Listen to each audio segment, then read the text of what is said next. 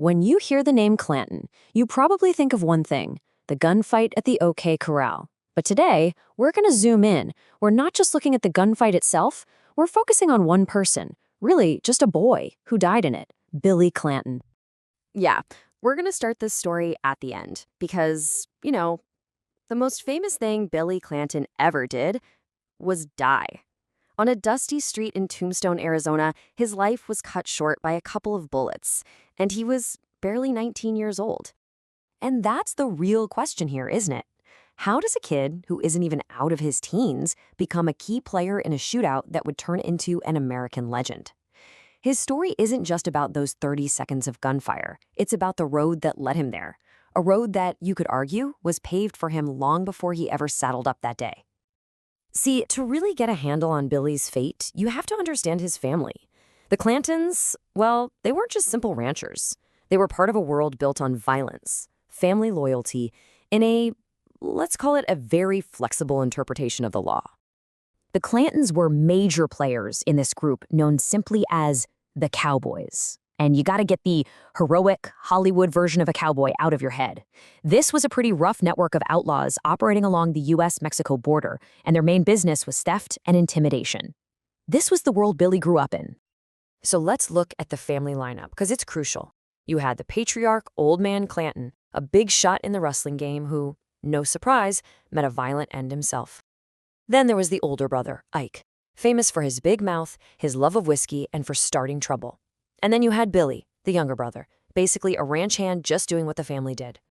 Let's just be real clear about this. The clans were living a hard criminal life, and Billy was born right into it. After his mom died, his dad moved the whole family to Arizona, and that's where their reputation for stealing horses and just general lawlessness really took off. Billy was just following in the family footsteps. But, okay, while the family definitely set the stage, it was really Billy's relationship with his older brother Ike that lit the fuse for that final deadly explosion in Tombstone. I mean, the contrast between these two brothers is just night and day. Ike was the loudmouth, the guy who was always starting something. Billy, on the other hand, seemed way more level-headed. There's even a story that he once found Wyatt Earp's stolen horse and just returned it. No drama. On the very day of the gunfight, sources say Billy was trying to get Ike to just leave town. But in the end, Ike, the guy who started it all, ran away without a scratch. Billy, the one who tried to stop it, stayed and died. So if you look at the 24 hours right before the gunfight, it's just this masterclass in things spiraling out of control. And it's almost all Ike's fault. He spends the night drinking, waving his gun around, threatening the Earps, threatening Doc Holliday. This leads to a bunch of confrontations, and it ends with the Earp brothers arresting him and pistol whipping him.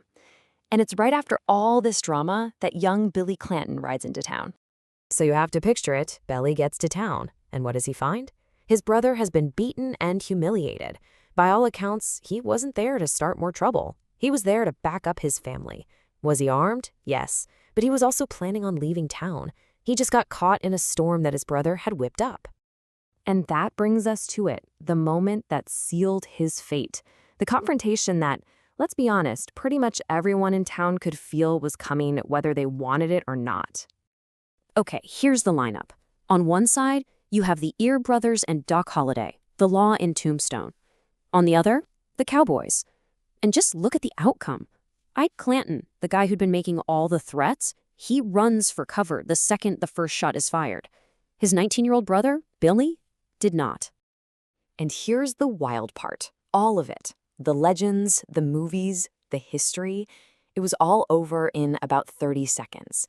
30 seconds of pure chaos and gunfire that would echo for more than 100 years. Yeah, unlike his brother, Billy stood his ground. He was hit in the wrist, then again in the chest, but he kept on firing.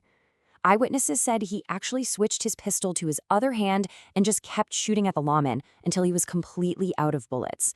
He thought right up until the very end. And as he lay there dying, with this whole crowd of people gathering around to watch, these were apparently his last words. He was struggling to breathe, and all he wanted was for people to back off. It's just a hauntingly human detail in the middle of all that violence. So when the smoke finally cleared, 3 men were dead. But the fight, it was far from over. It just moved off the streets and into the courts. And of course, into the history books. The final toll for the cowboys was grim. 3 men dead, and among them, a teenager who had ridden into town only a few hours before. And this is how they were remembered. This inscription is from their shared headstone in Booth Hill Graveyard. It doesn't leave much room for interpretation, does it?